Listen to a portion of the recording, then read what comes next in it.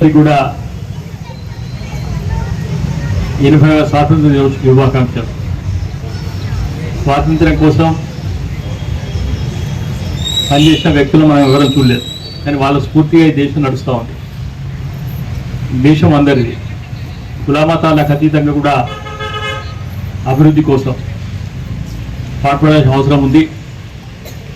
వికసిత్ భారతీయ లక్ష్యంగా భారత ప్రభుత్వం ప్రధాని నరేంద్ర మోడీ గారు చేసే చర్యలు ఏవైతే మనం చూస్తూ ఉన్నాం, చాలా వరకు కూడా దేశాన్ని విమర్శించడం ఒక ఫ్యాషన్గా మారుతూ ఉంది. నిజంగా కూడా ఒక కన్న తల్లిదండ్రులను పోషించడానికే మన జీవితాన్ని ధారపోసి చదువుకొని వృద్ధాప్యంలో ఏ రకంగా సేవ చేస్తున్నామో ఆ రకంగా కూడా దేశానికి కనీసంగా కంట్రిబ్యూషన్ మనది కావాలి. దేశం ఏమిస్తే అనేకమైన సదుపాయాలు ఇచ్చి విద్యనిస్తూ ఉంది, రహదారులను, ఏ రకంగా మౌలిక వసతులు, ప్రజా జీవనానికి అతి పెద్ద ప్రజాస్వామ్య భారతదేశం ఏదైతున్నదో ఈ దేశంలో 144 కోట్ల మంది ప్రజలకు రూపకల్పన చేయడం చిన్న ఆశామాషి విషయమేగా. మరి ఈ రకంగా అనుకున్న రీతిలో కంటే కూడా ఈ 12 సంవత్సరాలకి వెళ్ళి కూడా అభివృద్ధి ఏ రకంగా అవుతుంది. ప్రపంచ దేశాల్లో ఇక్కడ 16 స్థానంలో దానిని ఇప్పుడు 3వ స్థానంకి వచ్చినాం మనం.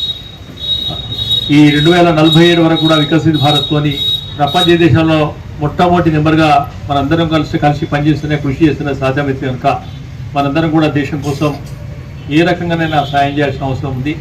దేశం కోసం పాటుపడాల్సిన ఉంది కనుక వికసిత్ భారత్ లక్ష్యంగా మనందరం కూడా పనిచేయాలని కోరుతూ, చిన్నప్పటి నుంచి కూడా దేశభక్తి అవసరం.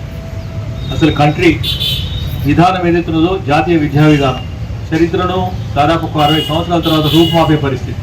ఈ దేశ భౌగోళిక పరిస్థితిని, చరిత్రను పూర్తిగా పక్కకు దొరికించే ప్రయత్నం జరుగుతూ ఉంది. మరి జాతీయ విద్యా విధానం ఏదైతున్నదో కేంద్ర ప్రభుత్వం ప్రవేశపెట్టే దాంట్లో మన చరిత్ర పూర్తి స్థాయిలో కూడా బయటకు వస్తూ ఉంది కనుక మనందరం కూడా ఈ దేశం కోసం, భారతమాత సేవ కోసం మనందరి కోసం కూడా పనిచేయడం కోరుతూ మరొకసారి మీ అందరికీ కూడా స్వాతంత్ర్య శుభాకాంక్షలు. భారత్ మాతా